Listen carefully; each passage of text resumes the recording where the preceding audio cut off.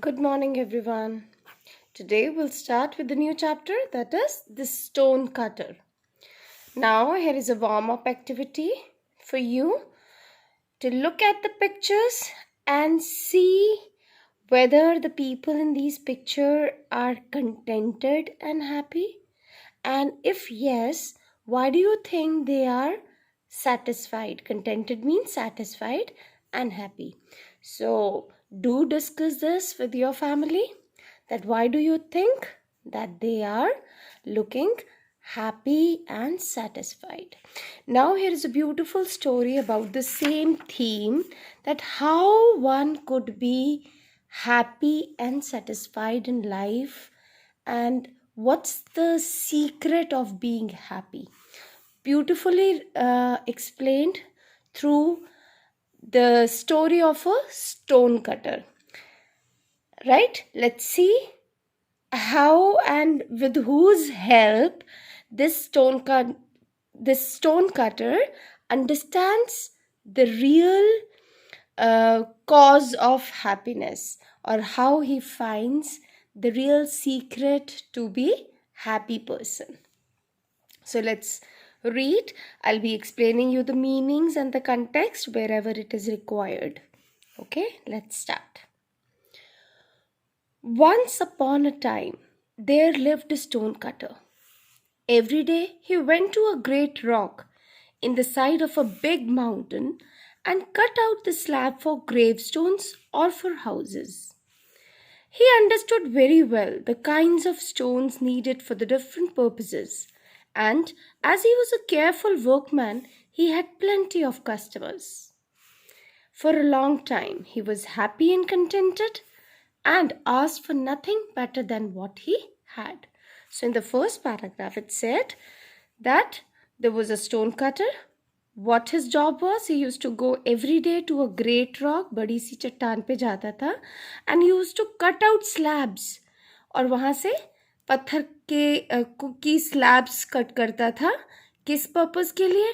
या तो grave stones बनाने के लिए, या हाउसेस. ग्रेव स्टोन्स पता है ना, like the Christians and the Muslim bury their dead bodies, right? Dead ones, and they put a stone over, they cover it with a stone. So grave stones are the stones put over the graves of dead people, right? And houses के लिए भी आपको stones चाहिए होते हैं. So the job of this stone cutter was to make stones available to different people for their different needs, right? And he understood that job very well, and because of this understanding of his, he had lot of customers. Plenty of means lot of customers, right? So he had many customers with him, and it said that he was very happy and satisfied, and he didn't want anything better what he had. जो उसके पास था, he was really happy in that.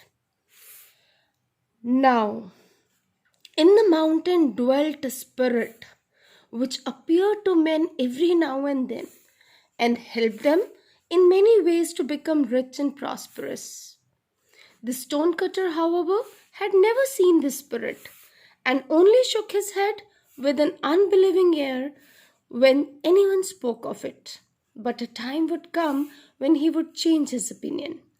Now, in second paragraph, it is told कि उसी mountain पे dwell means lived, रहती थी एक spirit. Spirit means a good, it was a good spirit, आत्मा, like some, और जो वो क्या बता रहे हैं that it appeared to men, कई लोगों को दिखाई भी देती थी कभी ना कभी, और वो स्पिरिट ऐसी गुड स्पिरिट थी जो उनको हेल्प करती थी, लोगों को जिनको दिखाई देती थी, to become rich and happy, right, prosperous.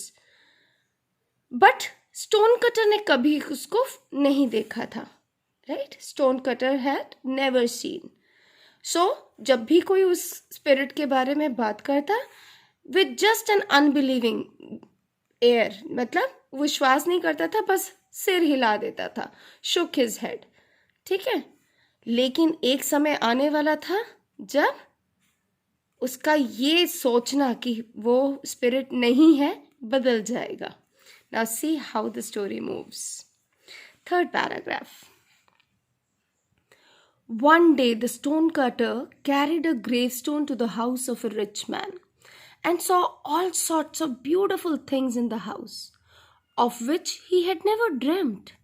Suddenly, his daily work seemed to grow harder and heavier, and he said to himself, "Oh, if only I were a rich man and could sleep in a bed with silken curtains and golden tassels, how happy I should be."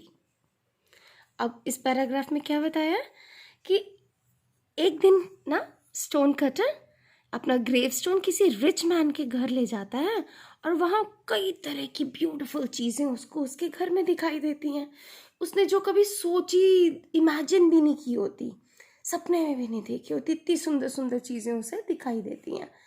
और फिर उसका मन कहीं काम में नहीं लगता है और उसको वो काम बड़ा मुश्किल और बड़ा मेहनत वाला लगने लगता है, उसे यूज़फुल नहीं लगता। और फिर वो सोचता है, इच्छा करता है कि काश मैं भी ऐसे सुंदर से बेड पे होता और जो सिल्क के कर्टन्स होते हैं और उन कर्टन्स पे टैसल्स टैसल्स मीन्स वो जो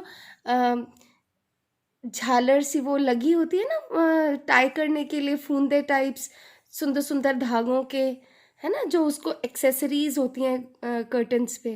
तो कहते काश गोल्डन टेसल्स और सिल्क कर्टन्स होते तो मैं शायद बहुत खुश होता। अब जैसे ही उसने ये इच्छा की, what had happened? A voice answered him, "Your wish is heard, a rich man you shall be." उसने कुछ सुना कि तुम्हारी विश सुन ली गई है और तुम रिच मैन बन जाओगे। At the sound of the voice, the stonecutter looked around, but could see nobody. उसे कोई दिखाई नहीं दिया, आवाज तो सुनाई दी, but could not see anybody. Right? He thought it was all his fancy, and picked up his tools and went home, for he did not feel inclined to work anymore that day. अब उसने आवाज तो सुनी लेकिन कोई दिखाई नहीं दिया, तो उसे लगा शायद ये इसकी इमेजिनेशन थी। Fancy here means imagination. तो उसने अपना सामान उठाया, घर चला गया, क्योंकि उसका अब और मन इंक्लाइन मतलब not towards, like he was not feeling to work any more that day, उसका मन ही नहीं लग रहा था काम में। ठीक है। But when he reach the little house where he lived, he stood still with amazement. बिल्कुल हैरान हो गया। स्टिल मतलब एकदम सीधा खड़ा रह गया, विद अमेजमेंट मतलब बिल्कुल सरप्राइज में। क्या हुआ होगा?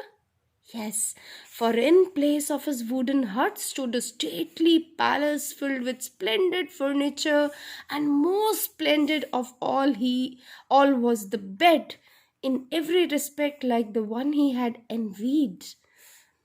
He was beside himself with joy, and his old life was soon forgotten. So क्या हुआ? When he reached home, instead of his little house, what he found? He found a beautiful palace. Stately palace means very grand, very magnificent. बहुत बड़ा palace, महल दिखाई दिया। और उसमें क्या था? Splendid furniture. Splendid मतलब बहुत खूबसूरत, very beautiful. And सबसे खूबसूरत क्या था? The most splendid thing क्या थी? Bed.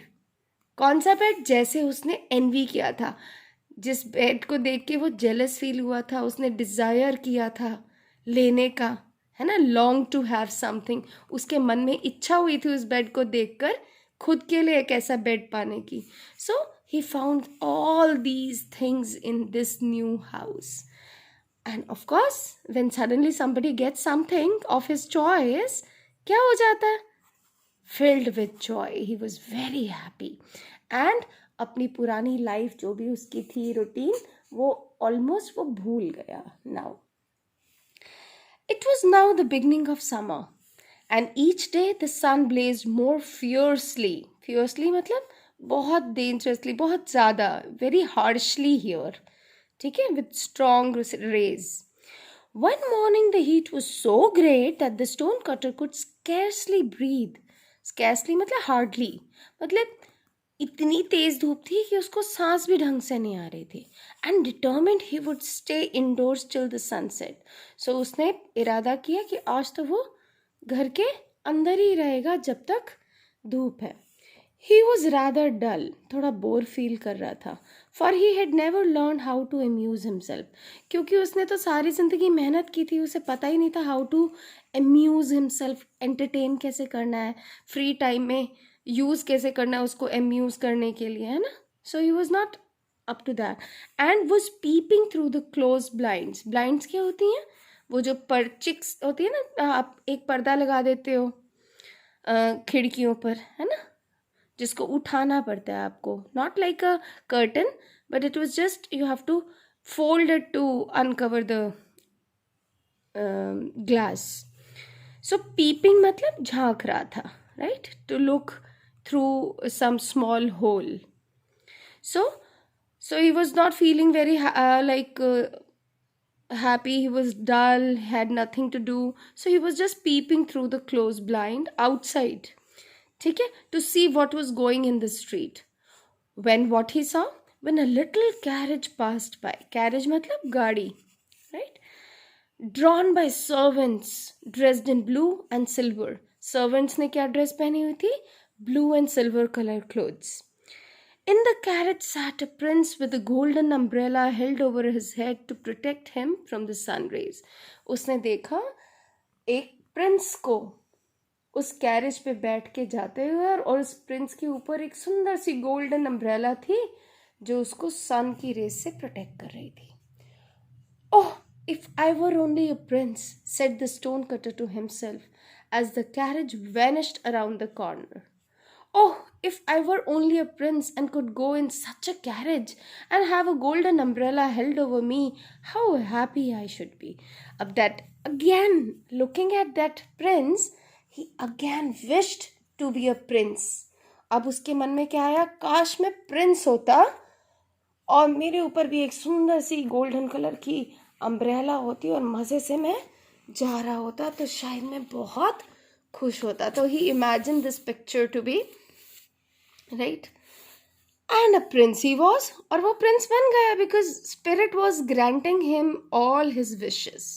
ठीक है, वो जो स्पिरिट थी उसकी हर विश को पूरा कर रही थी. Before his carriage road one company of men and other behind it, the servants dressed in scarlet. Scarlet means beautiful red color.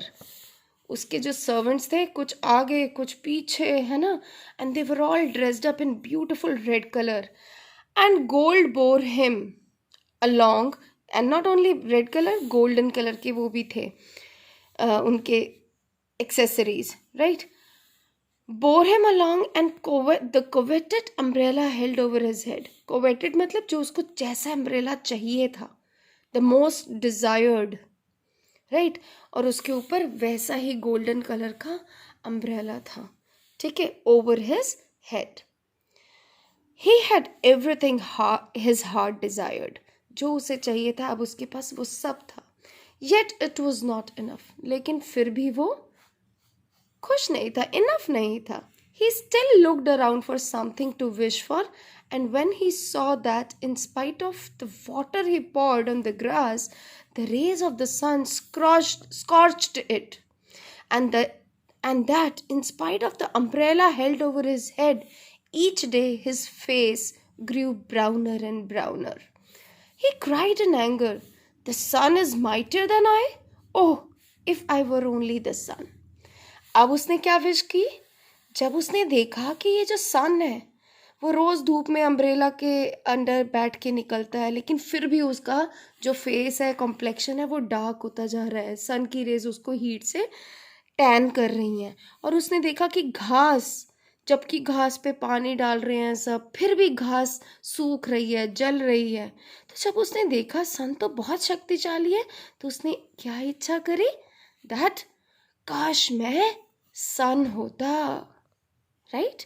Looking that sun is mightier than everybody else, he thought that if he were only the sun, काश वो सन होता. आपने note किया आई के साथ वर कभी नहीं आता, लेकिन यहाँ आई के साथ वर आ रहा है. That means whenever you are making an impossible और you are just imagining to be something, I wish, you are wishing something, तब हम आई के साथ वर लगाते हैं. If I were a prime minister, if I were only the sun, काश मैं होता. When you make such a wish, आप आई के साथ वर लगाते हैं. अदरवाइज हमेशा आई के साथ वॉज या एम या आता है. Right? Okay, come to this. And the mountain spirit answered, your wish is heard, the sun you shall be. अब mountain spirit ने उसकी ये wish भी पूरी कर दी. अब वो क्या बन गया? Sun. And the sun he was, and felt himself proud in his glory. Proud in his glory means he was really very happy, और glory obviously fame. उस सन का कितना फेम है ना. एक दिन भी इस धरती पे सन ना निकले तो बहुत मुश्किल हो जाती है ना. तो सन को की पूजा भी होती है. So he was very proud कि now I am the sun. Right? He shot his beams above and below, on earth and in heaven. अब अपनी बीम्स को हर जगह फैलाता, सन रेज को, ऊपर नीचे, अर्थ पे, हेवन पे. He burnt up grass in the field, scorched the faces of princes as well as the poorer folk. Folk means people. सबके चेहरों को, बदन को तपा रहा था अपनी गर्मी से. He was really happy. But in a short time he began to grow tired of his might. अब इस पावर से भी वो थकावट फील करने लगा, है ना. क्यों? For there seem nothing left for him to do. अब उसे लगता था मैं और क्या करूं. He just grew unhappy slowly. Discontent means not satisfied once more filled his soul, and when a cloud covered his face and hid the earth from him, he cried in his anger, does the cloud hold captive my race, and is it mightier than I? Oh, I wish that I was a cloud and mightier than any. अब जब एक दिन फिर क्या हुआ कि cloud से सूरज छुप गया. कई बार बादल इतने घने होते हैं ना कि सूरज को भी छुपा लेते हैं. तो जब उसका फेस, उस सूरज जो बना हुआ था वो स्टोन कटर, जब क्लाउड्स की वजह से वो अर्थ पे अपनी रेज नहीं पहुंचा पा रहा था, तो गुस्से में क्या बोला. कैप्टिव मतलब किसी को एज अ प्रिजनर रखना. तो एक तरह से अब क्लाउड्स ने रोक के रखा हुआ था ना सन की रेज को, है ना. तो उसने सोचा मेरी रेस को रोक लिया, तो दैट मीन्स क्लाउड मुझसे भी ज्यादा शक्तिशाली है. सो क्या विश करे.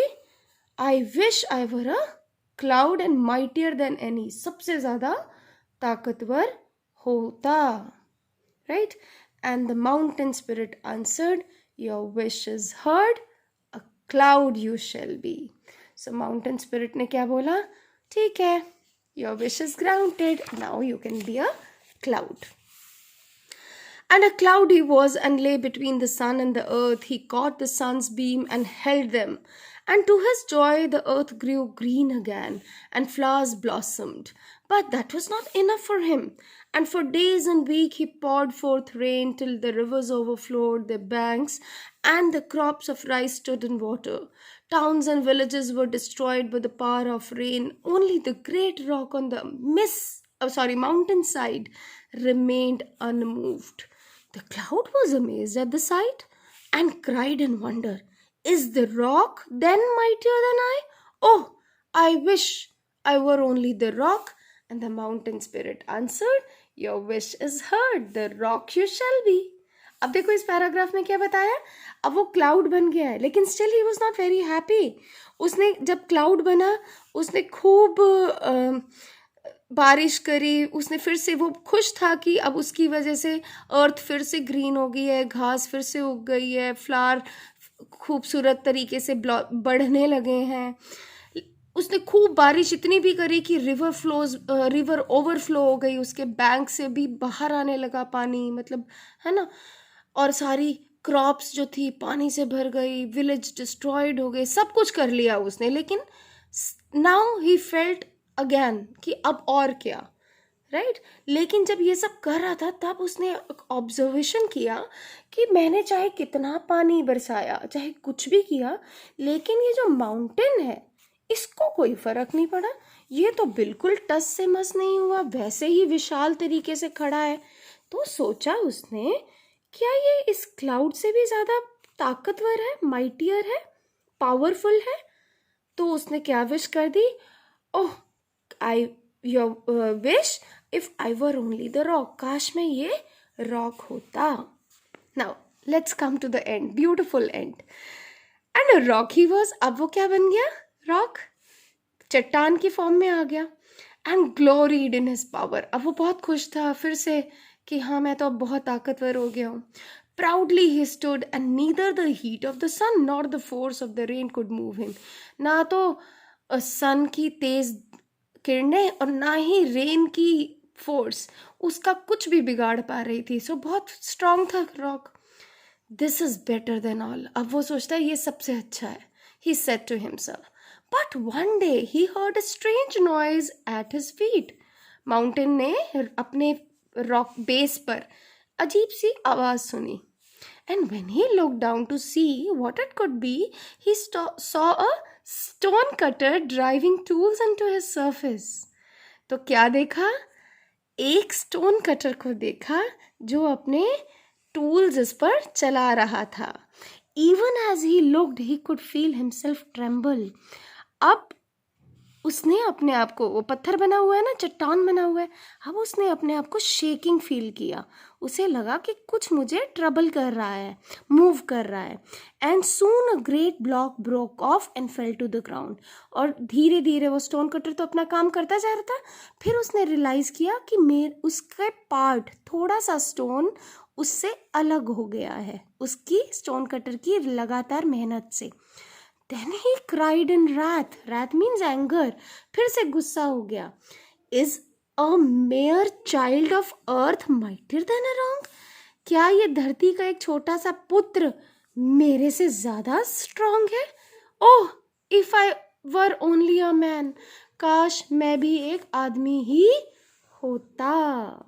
अल्टीमेटली सारा घूम घूम के फिर वो क्या बनना चाहता था? जो वो पहले था, right? And the mountain spirit answered, your wish is heard, a man once more you shall be. ठीक है? So finally he became what he already was, and a man he was once again, and by the sweat of his brow, पसीना, bro मतलब eyebrow, जब काम करते हैं तो पसीना आता है ना हर जगह।